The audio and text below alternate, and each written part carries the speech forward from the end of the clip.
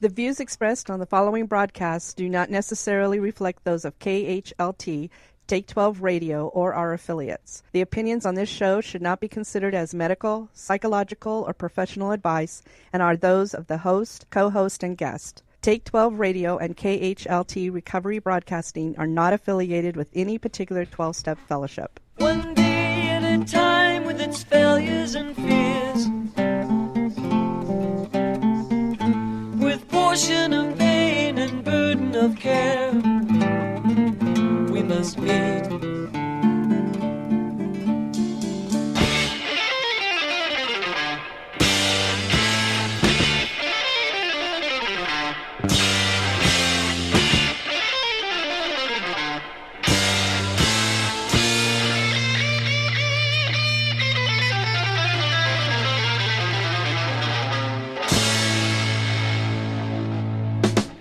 Welcome to Walking Through the Language of the Heart, a journey into the Grapevine writings of Alcoholics Anonymous co-founder Bill W. And now, here are your co-hosts, Chris S. and the Monty'man. Yes, indeed. Welcome aboard, my friends, to another episode of Walking Through the Language of the Heart with our good friend Chris S. He is on the line with me as we speak, ready to tackle part 2 of an article that we did part of last week, and that was why Alcoholics Anonymous is anonymous, if you've ever wondered that. Chris, how you doing, bud? Good, Monty. Good. How are you? I hope Christmas and everything was really good for you. It was excellent. It was excellent. It couldn't have been better. And I know that you guys had a good Christmas as well. We hope our listeners did. But now it's back to work, back to carrying the message that is worth some depth and weight. So absolutely. Take us forth here, my friend. All right. So we're on page 214, about halfway through this particular article. And, you know, just to start off, Monty, you and I have talked about anonymity. And, you know, this isn't really what he's talking about in this particular article, but we've talked about how it can be misunderstood. Yes. And how people can believe that anonymity is, you know, bottom level secrecy from neighbors, from workers, co-workers, from family even. I know people who, you know, were 20 years in AA before their family knew it. And I think that's a huge misunderstanding of what anonymity was put forth for, the reasons for it. I believe that if we can, you know, if we can increase our odds of being able to help people without it affecting press, radio, TV, or film, I think sometimes we should do that, don't you? I agree. I think in the with the intent of being protective, because I know many people are very protective of their 12-step fellowship because it saved their life, right? Yes. But in the attempt to do that, I think in misunderstanding and not really doing our due diligence when it comes to learning about the fellowship and the ins and outs of it, we have fallen into a trap of not even recognizing each other on the street. I remember walking through a grocery store and seeing somebody from my 12-step fellowship in the vegetable aisle, and I acknowledged them just to say, "Hey, how you doing?" And they wouldn't even look at me. And later they told me that was because they were protecting their anonymity. And I'm like, wait a minute, how does anybody know in the grocery store where you and I fellowship? Yeah. Yeah. You know, it's funny. The longer I'm sober and the more experience I have, the more I really try to respect press, radio, TV, and film. And the less I worry about myself personally. Sure. In other words, please let me protect the fellowship. Please let me protect Alcoholics Anonymous from a black eye. But I'm just way less concerned today about my own personal anonymity. And some really good things have happened because of that, Monty. Because I've made myself known where I work, I get to help people's kids who I work with, you know, and even some of them. It's funny, a lot of them have like broken their anonymity with me, in a very, very kind of please don't tell anyone way. Yeah. And I totally respect someone else's privacy where it concerns anonymity. I just think that as you grow and you mature and you trust in God more and more and more, that it's less important that somebody knows you're in long-term recovery from alcoholism. Sure. So what? Sure. But and anyway, that being said, that probably has nothing to do with what Bill is talking about. But let's get going. Okay. At AA headquarters, we read the proposed lectures. They were about 50% AA and 50% our friends' personal religious convictions. This could create a false public view of us. Religious prejudice against AA would be aroused, so we objected. Our friend shot back a hot letter saying that he felt inspired to give these lectures and that we had no business to interfere with his right of free speech. Even though he was going to get a fee for his work, he had nothing in mind except the welfare of AA. And if we didn't know what was good for us, that was too bad. We and AA's board of trustees could go plumb to the devil. The lectures were going on the air. So obviously he's talking about one of the early anonymity breakers. Mm-hmm. This was written in 55, and they learned a lot of lessons about it, press, radio, TV, film. This was a poser. Just by breaking anonymity and so using the AA name for his own purposes, our friend could take over our public relations, get us into religious trouble, put us into the advertising business, and for all these good works, the insurance company would pay him a handsome fee. Did this mean that any misguided member could thus endanger our society anytime or any place simply by breaking anonymity and telling himself how much good he was going to do for us? We envisioned every AA advertising man looking up a commercial sponsor using the AA name to sell everything from pretzels to prune juice. Something had to be done. We wrote our friend that AA had a right of free speech too. We wouldn't oppose him publicly, but we could and would guarantee that his sponsor would receive several thousand letters of objection from AA members if the program went on the radio. Our friend abandoned the project. But our anonymity dike continued to leak. AA members began to take us into politics. They began to tell their state legislative committees, publicity, of course, just what AA wanted in the way of rehabilitation money and enlightened legislation.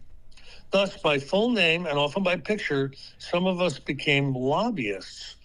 Other members sat on the benches with police courts, judges, advising which drunks in the lineup could go to AA and which to jail. Oh, wow. Then came money complications involving broken anonymity. By this time, most members felt we ought to stop soliciting funds publicly. We ought to stop soliciting publicly for AA purposes. But the educational enterprise of my university-sponsored friend had meanwhile mushroomed. She had proper and legitimate need for money and plenty of it. Therefore, she asked the public for it, putting on a drive to this end. Since she was an AA member and continued to say so, many contributions were confused. They thought AA was in the educational field, or else they thought AA itself was raising money when indeed it was not and didn't want to. So AA's name was used to solicit funds at the very moment we were trying to tell people that AA wanted no outside money. Seeing what happened, my friend, wonderful member that she is, I think this was the person that started the NCADD. Okay. That she is, tried to resume her anonymity. Because she had been so thoroughly publicized, this has been a hard job. It has taken her years, but she has made the sacrifice, and I here want to record my deep thanks on behalf of us all. This precedent set in motion all sorts of public solicitations by AAs for money. Money for drying out farms, 12-step enterprises, AA boarding houses, clubs, and the like, powered largely by anonymity breaking. We were next startled to learn that we had been drawn into partisan politics, this time for the benefit of a single individual. Running for public office, a member splashed his political advertising with the fact that he was in AA and, by inference, sober as a judge. AA being popular in his state, he thought it would help him win on election day. You know, Monty, Wow. there was somebody I knew. I actually knew this guy because my wife at the time had dated his brother for years, and so we knew and would visit with the family. But this individual was running for governor of New Jersey, right? He did not win, but in his advertising, he would say that he was in AA. And yes, I like to go to AA meetings, he would say in interviews. When you go to an AA meeting, you find out where all the good fishing holes are. Wow. I mean, that really was what was in the interview. and I was kind of new at the time. I maybe had 5 or 8 years sober, and I was horrified by that. Yeah. And I guarantee he got a bunch of letters from AA members telling him to shut his mouth. You know what I mean? He did not win governor. His father was actually governor many years before. But anyway, that being said, that was one that I was semi involved with. And here's the thing about politicians. I'm going to say something pretty startling, but I believe about 50% of the politicians out there are alcoholic, Monty. I really do. There was the speaker, one of my favorite speakers, Ray O, right? And one of the best speakers AA ever had. He was asked to do a meeting. There's actually a meeting in the where they have the Congress meets, right? Yeah. It's like a meeting once a year. Yeah. A recovery meeting for the recovering congressional members, believe it or not. And the place was packed. Not only with them, but their aides and staffers and everything. And I'm telling you, you could hear by the applause that there was a couple of hundred people there. And so there's a lot of politicians that probably are AA members, but we're not going to find out about it because we don't know them personally, and they don't break their anonymity at press, radio, TV, or film, which is a good thing. Don't you think that in the course of some of these big oopses that happen with anonymity breaks, as is common in other areas of the fellowship as far as maturing and growing, that they have been almost necessary for us to learn the things we've learned? Oh, sure. Bill Wilson himself calls all this stuff growing pains. Yeah. And he'll even admit he was one of the first and one of the biggest anonymity breakers. So these are things that we've learned. Let's call these traditions best practices. Okay, for the healthy perpetuation of our society, the traditions are best practices. A couple of pages earlier, he calls them sacrifices. Yeah, sometimes we need to make sacrifices for the fellowship that has so thoroughly changed our lives and for the better. You know what I mean? Sure. Probably the best story in this class tells how the AA name was used to back up a libel lawsuit. A member whose name and professional attainments are known on 3 continents got hold of a letter which she thought damaged her professional reputation. She felt something should be done about this, and so did her lawyer, also in AA. They assumed that both the public and AA would be rightfully angry if the facts were known.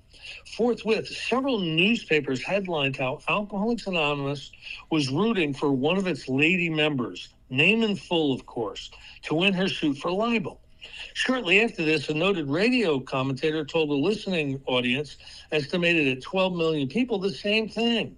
This again proved that the AA name could be used for purely personal purposes, this time on a nationwide scale. Wow. The old files at AA headquarters reveal many scores of such experiences with broken anonymity. Most of them point up the same lessons.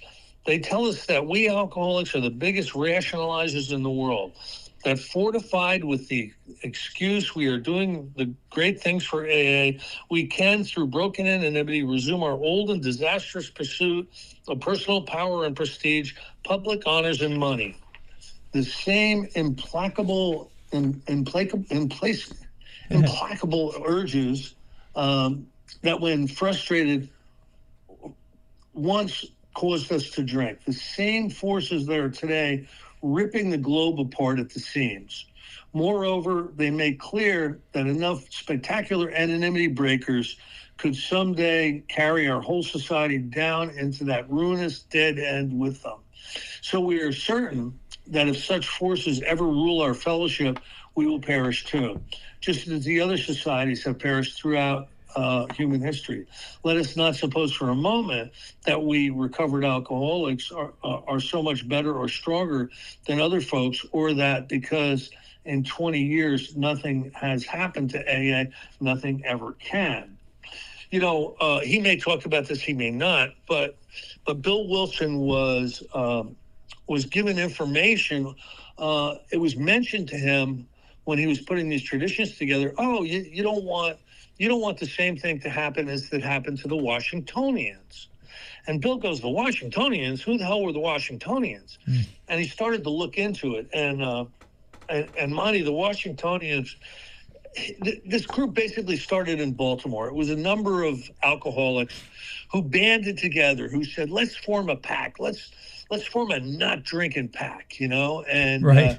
And that those 6 people ended up being, you know, hundreds of thousands in like 4 years. And they started out, you know, with not drinking packs. And remember, this was back in Prohibition, and so these were temperance. These were temperance pledge. I don't know if you've ever signed a pledge, Monty. Yeah, but, the temperance pledge. Back then. And so what happened with the Washingtonians was they didn't hold on to their primary purpose, and they never developed traditions. So their primary purpose in the beginning was, let's all stay sober. But it soon became the abolition of slavery. It soon became, you know, some of them were wet and some of them were dry. Some of them wanted alcohol to be illegal, and some of them didn't. And there was all kinds of infighting, and there was a lot of vying for the spotlight. You know, to be the best speaker and the most sought after Washingtonian orator. Right. Yeah. And all these things crashed the Washingtonians. And in about 5 years, they went from a couple of 100,000 to none. And I can imagine most of them went back to drinking and probably died again. So Bill educated himself on the history of the Washingtonians. And I think that just fortified his resolve with these traditions, and the not seeking, you know, notoriety and publicity and all that. Sure. Wise move. I think so. A really great hope lies in the fact that our total experience as alcoholics and as AA members has at last taught us the immense power of these forces for self-destruction. These hard-won lessons have made us entirely willing to undertake every personal sacrifice necessary for the preservation of our treasured fellowship. And you and I both are very fond of our fellowship. And yes, sir. You know, certainly we want the same thing. Absolutely. This is why we see anonymity at the general public level as our chief protection against ourselves, the guardian of all our traditions, and the greatest symbol of self-sacrifice that we know. Now, notice that it says at the general level is in hyphenated font. Yeah, I noticed that. So he's making it clear where he wants us to be anonymous. Yeah. So this is probably a good time for me to interject. There is a piece, I'm not going to quote it properly, in the book Dr. Bob and the Good Old-Timers, where Bob is talking about anonymity breaks above the level of press, radio, and film and below the level of press, radio, and film. In other words, people accusing others of breaking anonymity in other areas other than press, radio, and film. And in doing so is actually a tradition violation. Does that make sense? Yes, it does. Absolutely. Yeah. Absolutely. Of course, no AA need be anonymous to family, friends, or neighbors. There you go. Disclosure there is usually right and good. Nor is there any special danger when we speak at group or semi-public AA meetings, provided press reports reveal first names only. We don't get press reports at our AA meetings anymore, but No. I think back in the day, there might have been reporters at some of the big meetings. Can you imagine that? The guy, I can't. a guy in a hat with his little press notes. Can you imagine that? Oh man, the press section at the convention. But before the general public, press, radio, films, television, and the like, the revelation of full names and pictures is the point of peril. This is the main escape hatch for the fearful, destructive forces that still lie latent in us all. Here, the lid can and must stay down. We now fully realize that 100% personal anonymity before the public is just as vital to the life of AA as 100% sobriety is to the life of each and every member. This is not the counsel of fear. It is the prudent voice of long experience. I am sure that we are going to listen, that we shall make every needed sacrifice. Indeed, we have been listening today. Only a handful of anonymity breakers remain. So in 1955, there were still people that were telling Bill to pound. Yeah, that's unusual. I say all this with earnestness, all the earnestness I can. I say this because I know what the temptation of fame and money really is.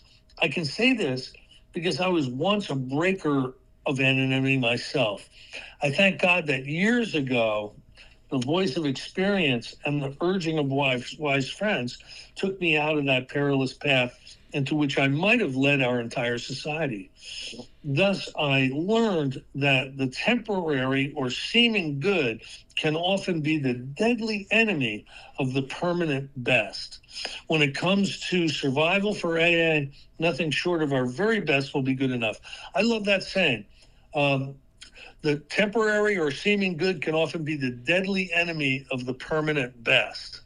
What a great saying that is. Yeah. I wonder if that's where, because I've heard people say before, the best is the enemy of the good. I'm wondering if that's where it came from. Yeah, the good is the enemy of the best. Yeah. Yes, and I bet you that's where it comes from. So I think 90% of the AA members in 1955 were reading the Grapevine. I think 5% or less today read the Grapevine, but so you can really believe that these articles really shaped the philosophy and the operational methodology of Alcoholics Anonymous. Yeah. When I first came into the rooms of recovery, and I dabbled in several different fellowships. Literature other than the basic text, for instance, Narcotics Anonymous is called the basic text. AA is called Alcoholics Anonymous. There just wasn't a whole lot of literature other than information pamphlets. I didn't see any grapevines. I didn't see any the NA Way magazines. I didn't see anything like that.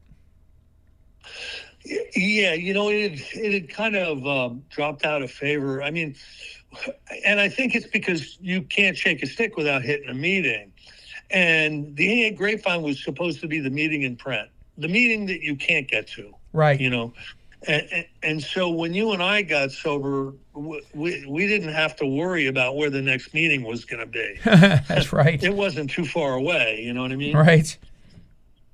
Right. We want to maintain 100% anonymity for still another potent reason, one often overlooked. Instead of securing us more publicity, repeated self-serving anonymity breaks can severely damage the wonderful relation we now enjoy with press and public alike. We could wind up with a poor press and little public confidence at all. For many years, news channels all over the world have showered AA with enthusiastic publicity, a never-ending stream of it, far out of proportion to the news values involved. Editors tell us why this is.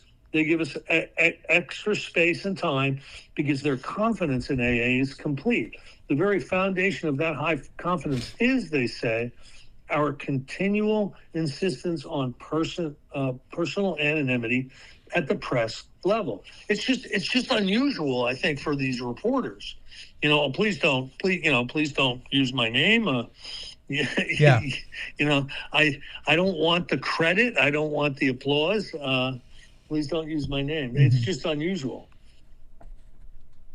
Never before had news outlets and public relations experts heard of a society that absolutely refused personally to advertise its leaders or members. To them, the strange and refreshing novelty has always been proof positive that AA is on the square, that nobody has an angle.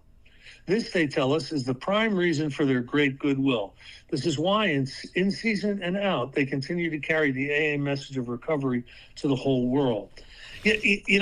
Every once in a while, this doesn't happen too much anymore, but it still happens. Somebody will be doing a term paper, or somebody will be doing a thesis, and it'll have to do with, addiction treatment or alcoholism recovery or something. And someone will come into an AA meeting, with a pad and a pencil, yes, ready to grill us on, what the heck goes on here. And they'll walk in, Monty, and they'll go, can you point me to the person in charge? And we'll go, nobody's in charge. well, can you tell me what all the rules are? Well, there's really no rules. Well, how much does it cost? Well, it really doesn't cost anything. And they're like dumbfounded. Right. Because what else is like that? Not too much. I've actually seen that happen. I've watched a couple of times several years ago. People from the local community college come in writing a paper. So I've seen that. It's pretty humorous.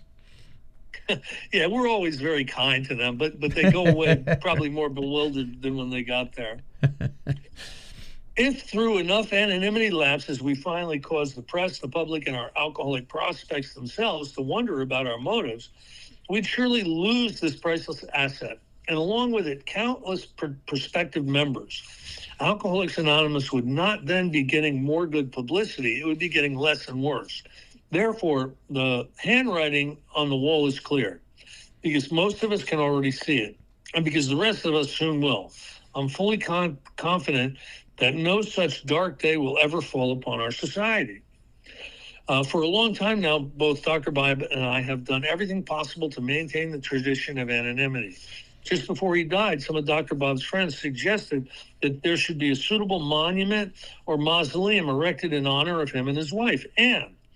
Something sometimes befitting a founder. Dr. Bob declined with thanks, telling me about this a little later. He grinned and said, "For heaven's sakes, Bill, why don't you and I just get buried like other folks?" Now I've been to both of their graves, and Dr. Bob has a ginormous, beautiful stone. Okay, he does. It's the size of a Volkswagen, and Bill has a little flat, maybe 10 by 14, one of the flat gravestones. Yeah. Very, very modest. So I think Bill, was into this even more than Dr. Bob was, to tell you the truth. Yeah.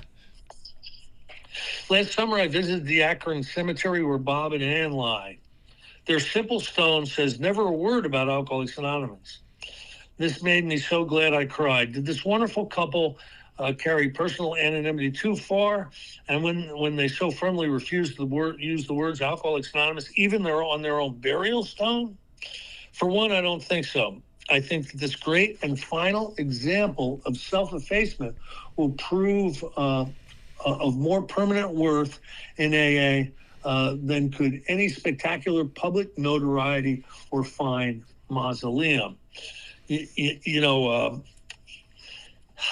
Another thing, Bill is not really talking about this a lot in what we read tonight, but he believed so much in the value of humility.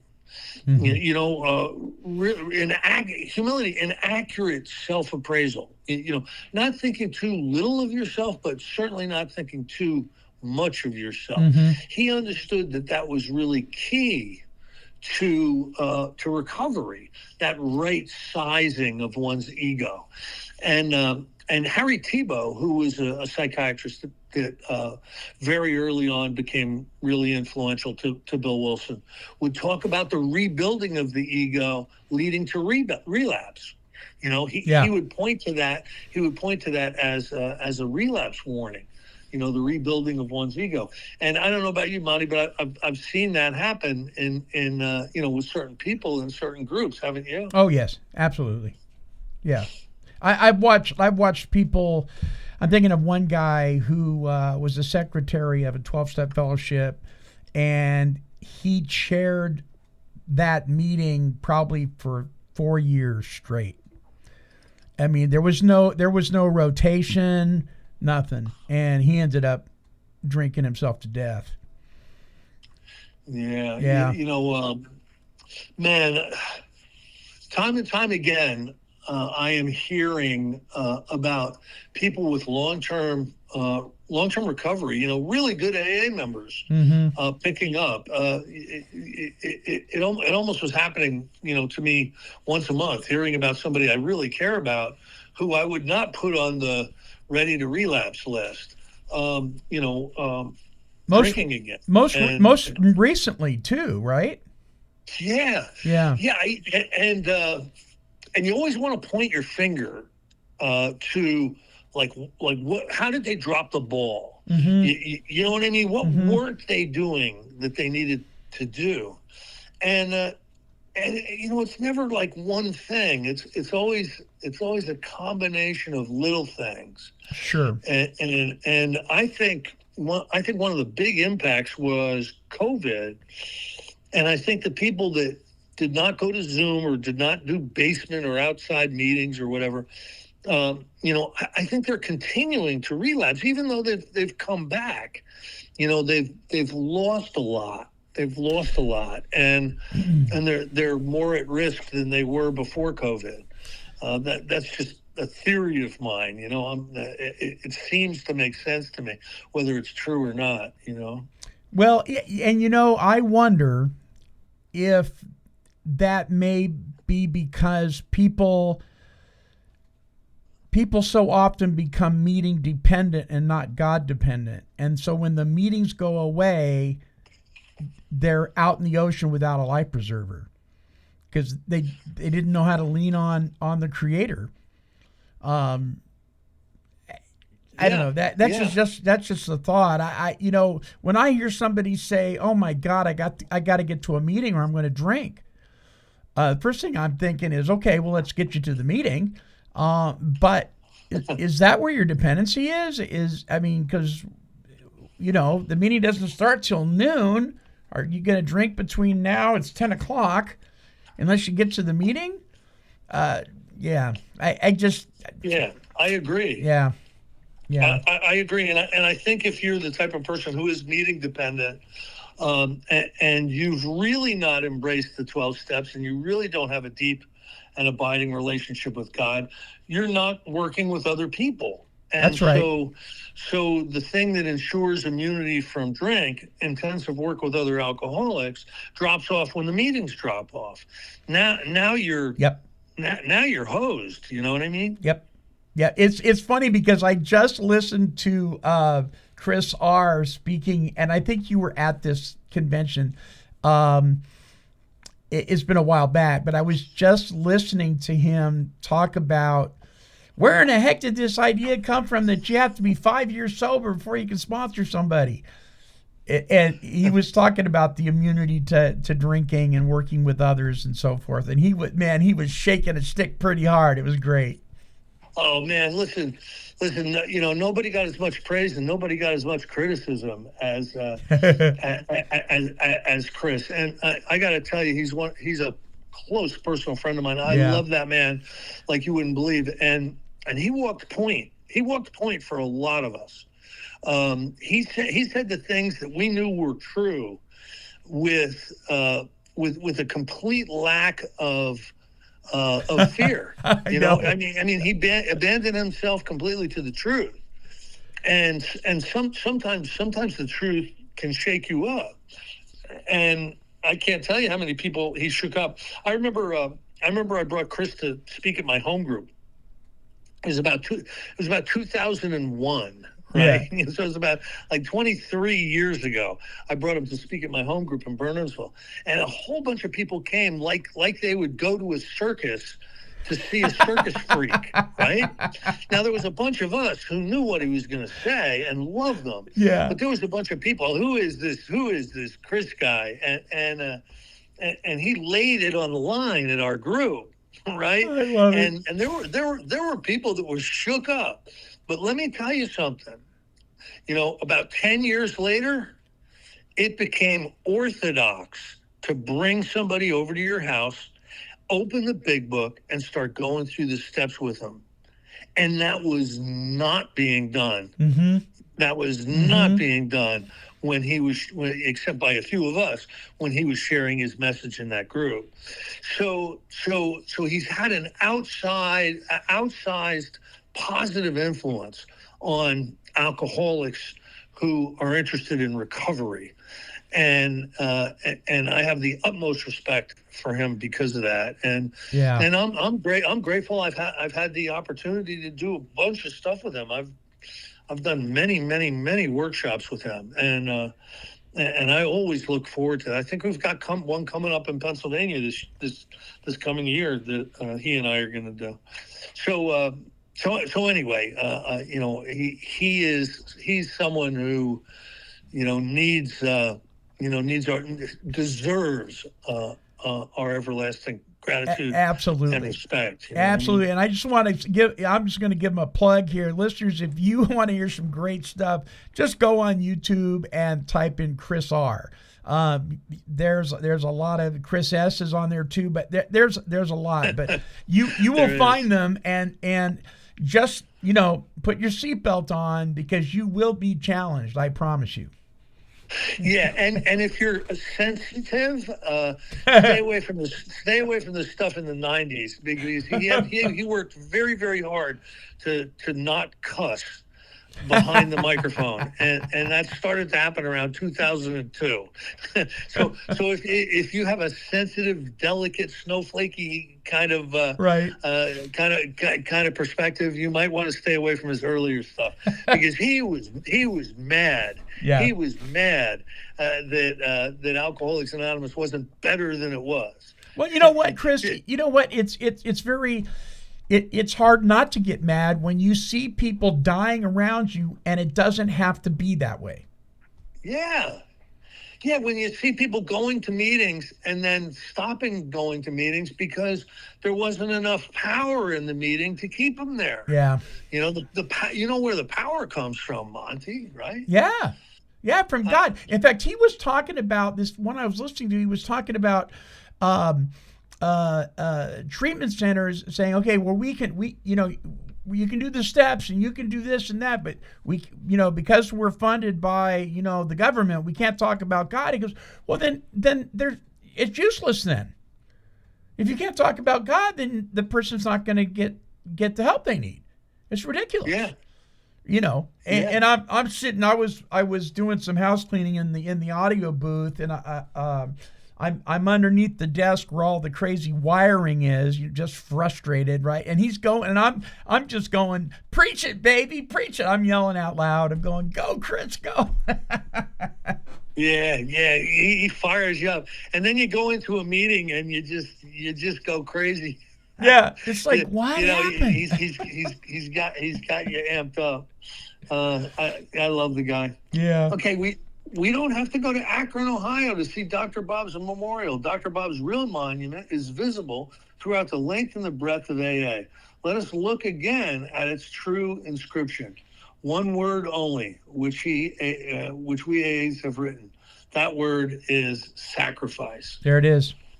So that's we finished up that big long article, Monty. Next week is going to be respecting money. Mm. And then the week after that, I can't wait for the week after that because problems other than alcohol is going to be in 2 weeks. And you and I are going to have some fun with that. Yes, and indeed. maybe get some listener reaction. Yeah, that would be great. We'll see. Well, I've already got some listener reaction on part 1 of this article. And from a listener, the concern was, and let's address this if we can as we close. Sure. Aren't you and Chris breaking anonymity at the level of internet and radio? So I have a simple answer for that, but I'll let you tackle that. So my answer would be simple. You don't put my picture up and you don't use my last name. Right. And my answer to that is you may be able to guess it, I don't know, but you will never hear me say what fellowship I actually claim membership in. You will hear me say things, well, I was at an AA meeting one time and I heard a person say this really great saying. It was awesome. It meant so much to me when I heard it. But listen, I go to a church that I'm not a member of on occasion. I don't eat at the same restaurant, but I'm not claiming membership. People don't get it. We are very careful. We've been very, very careful to make sure that we have a disclaimer at the beginning of our shows. Take 12 Recovery Radio is not affiliated with any particular 12-step fellowship. We do not represent. I do not represent. And I'm just very careful not to do that. Now, if you think you can figure it out, well, good on you. But there is no tradition break here at KHLT and Take 12 Radio. But I do appreciate the person's concern because it's a valid question, right? Right. Yeah. Absolutely. So, and again, one of the most famous quotes that I've ever heard you say: anonymity does not mean secrecy. Yeah, that's true. Yeah. All right, my friend. Well, good show again next week, respecting money. Listeners, stay tuned to the very end of the music here as we sign off to see how you can catch up on all of these shows, Walking Through the Language of the Heart, and other workshops with Chris S. Until our next broadcast, this is the Monty'man along with Chris, and we are wishing God's perfect serenity for you.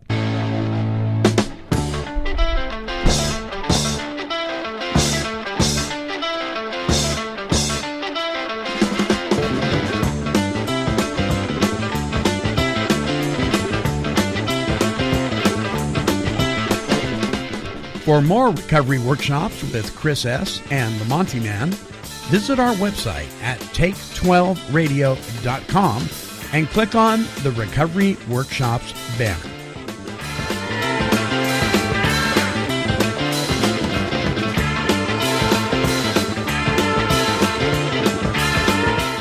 This has been a broadcast of Take 12 Recovery Radio and KHLT Recovery Broadcasting.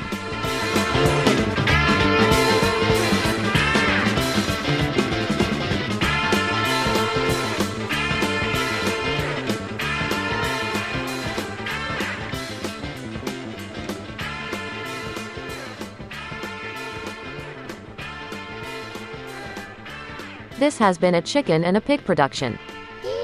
Kitty, kitty, kitty, kitty. Meow, meow, meow. Woof, woof.